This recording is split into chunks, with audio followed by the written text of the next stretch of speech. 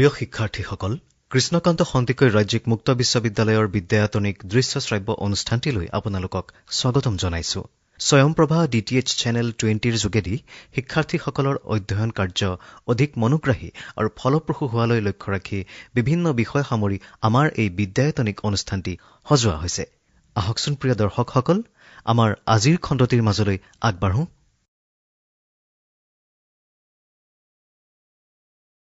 Dear learners, I am Trisha Dowerah from the Bhupen Hazarika School of Mass Communication, Krishnakanta Henrik State Open University. And I would like to cordially welcome you all to another online video class on mass communication and journalism. In today's class, we are going to discuss about the relevance of traditional folk media. This particular unit belongs to the paper Traditional Folk Media from the third semester, BE in Journalism and Mass Communication under Krishnakanta Henrik State Open University. This is the 7th unit of this particular paper.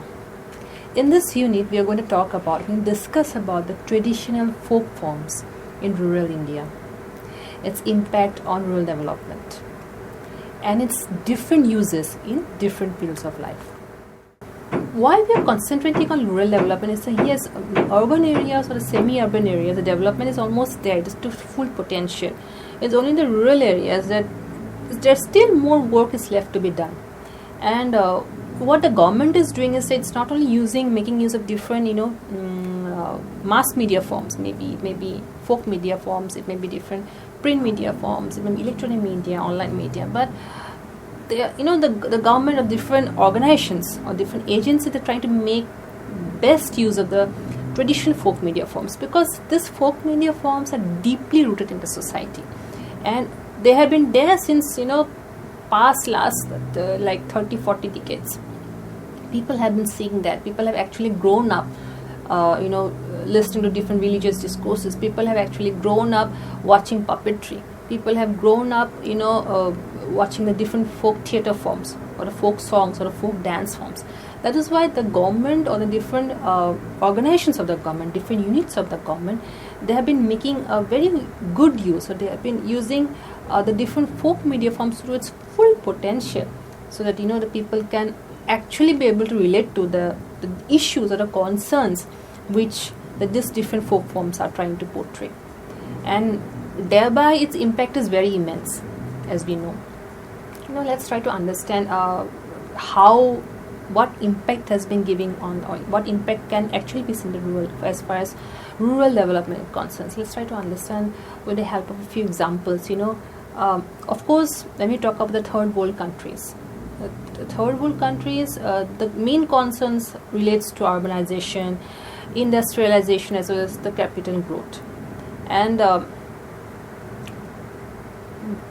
the country as a whole have been focusing on development issues, and development is either directly or indirectly related to the urbanization problem or industrialization problem.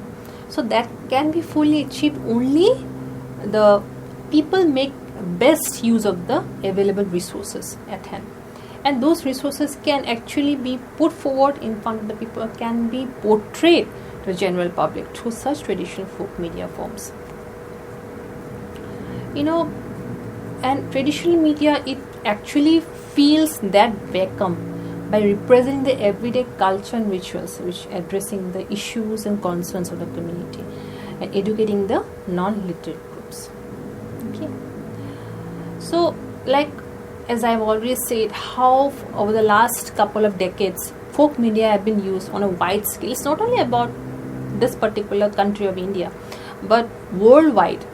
Folk media forms have actually taken a very good shape in educating the general public.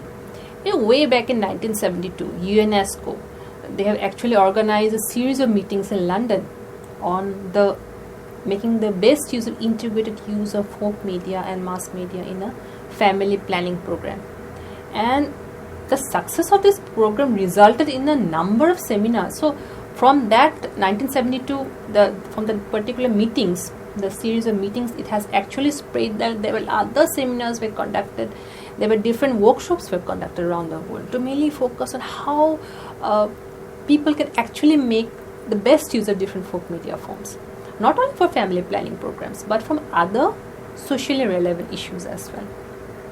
And from that time onwards, from 1970 onwards, even the Indian government, they realized that there is a huge potential for folk media forms, which can actually help in the development process. Because in post-independence period, there was a lot of pressure on the government to to uplift the society, to give a better work life to the general people. So they actually wanted to make the people aware that what problems the country has been facing, what the people in general can take up, and have which can actually lead to a holistic development of the society. Then of course the country came up with a 5-year plans, as we all know about that. And the 5-year plans, they also not only emphasized on the electronic media, but they also emphasized on how the country can make the best use of traditional folk media forms for disseminating information about the different government schemes as well as policies. So if we look at the historical overview, so definitely the effectiveness of traditional media is immense. Okay, we have seen, and it's not a very new phenomenon in the country.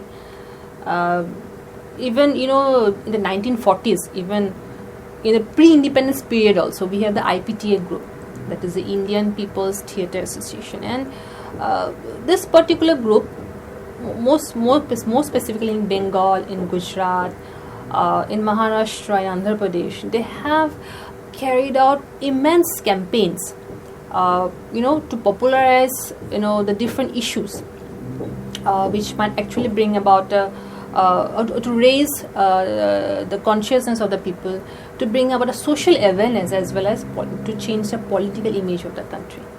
And in a post-independence period, the scenario has also completely changed. The government have continued, to convey the different development messages to the rural population.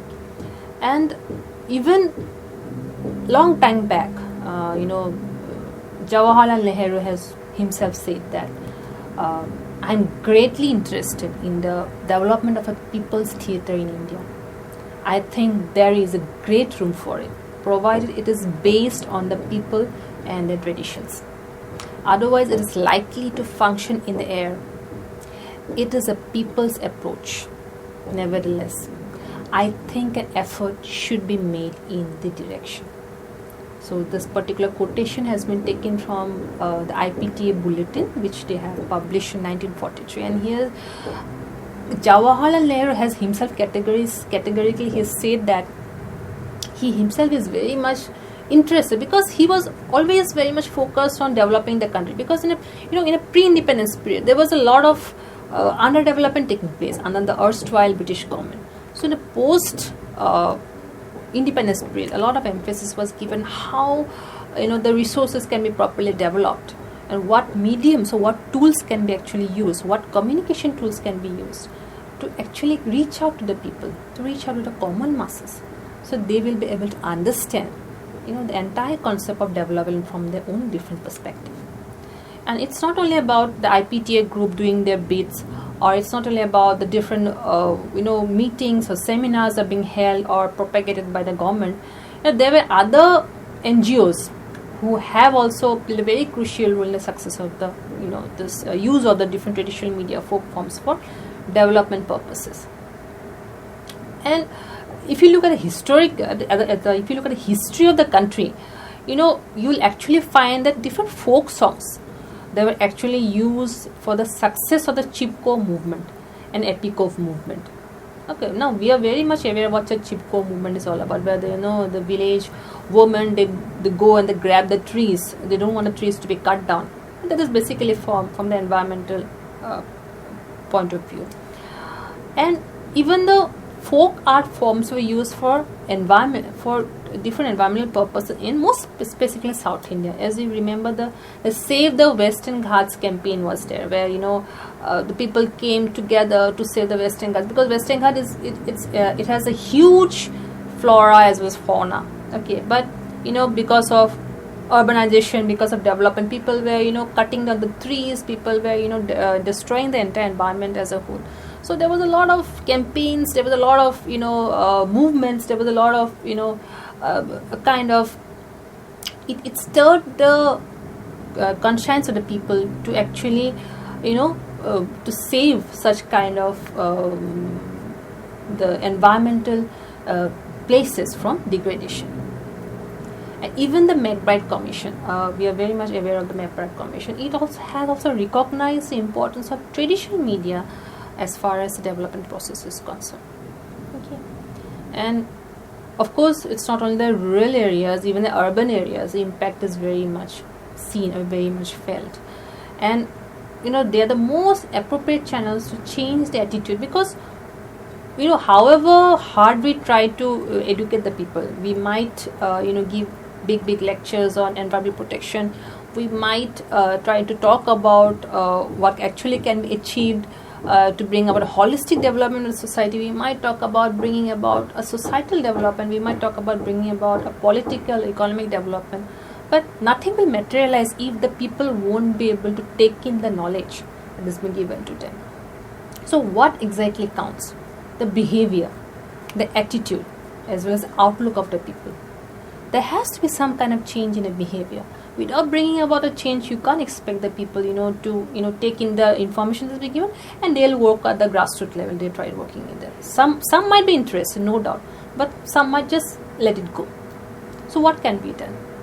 Definitely, we need to bring about a change in the behavior and attitude of the people, and that can actually be achieved not only through the print media, electronic media, but traditional folk media forms. Why it can be achieved through traditional folk media forms? Because this media are related to the people. They're related to the grassroots level. People are able to relate to it. Okay, it's all about tradition. So when we talk about tradition, because people are so much used to seeing them, people have actually grown up seeing the different traditional folk forms. So they are able to understand the different issues that are being propagated. There have been different issues that are being portrayed through such traditional folk forms. Of course, in the last few decades, it's not only that traditional media have been used or are only the mainstay of communicating different issues and on deliberations or the information to the general public. There have been some technological innovation as well. And when we talk about technology, it's not only that the different online resources have come up, the different online media channels have come up with electronic media, television is there, radio is there. But apart from that, there are other channels as well. But if those channels can actually, if we need to make use of those channels, which might lead to manifold growth in a communication level, or which might lead to manifold growth at the national level, then there has to be proper utilization of the different resources. So communication is very important in this aspect, and communication at different forms, at different levels. It's not that you're trying to communicate to the people only through the different print media, or maybe through different electronic media, or maybe through only traditional media. But what matters is whether the people have been able to take in the information that has been given to them. And that can only be achieved if we bring about a change in the behavior of the people, if we bring about a change in the attitude of the people. Because, the different communication channels or the different folk media forms, as we are talking about, it actually appeals to the emotion rather than the intellect. So it's more easily penetrate the message of development among the rural masses. And it's a very, very strong social tool, because it can tackle the issues at a different level. And these issues can be different issues. Maybe it might be related to any health and hygiene issues. It might relate to any issues about providing safe drinking water.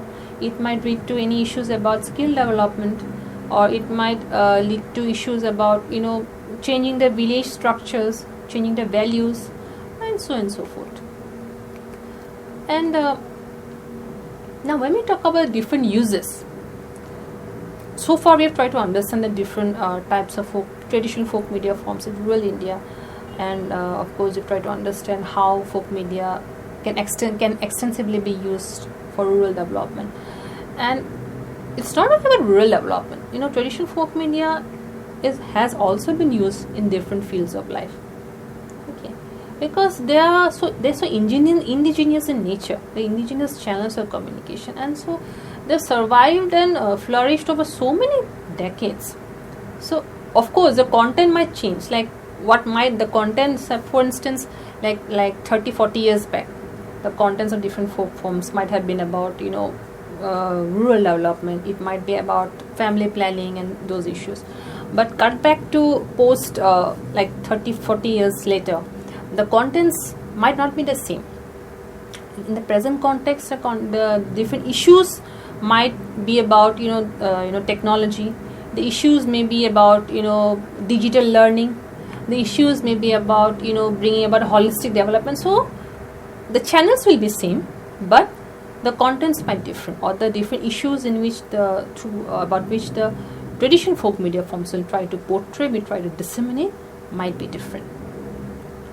So that's what, and it's like I've already mentioned that the different government units, different government departments have been doing the bit in bringing about awareness among the people. And some of the most popular units, we have the Directorate of Field Publicity, and it's the largest rural oriented interpersonal communication medium in the entire country.